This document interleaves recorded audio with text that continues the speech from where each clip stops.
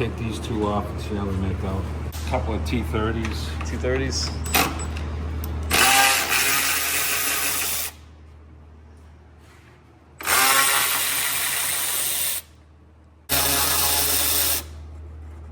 Yeah, this is long. I remember it being a really long screw.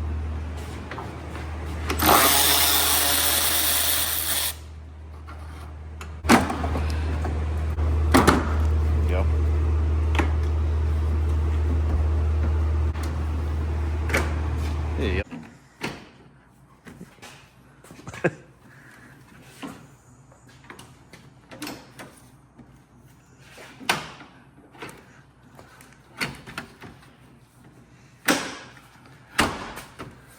Okay.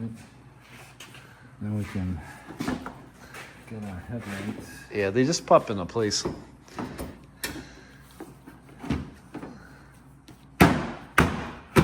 This is that one long bolt that holds them in. Yeah. Well, we'll never see it on these. Yeah, this is a gazelle. We got these two to pop back in here. Yep.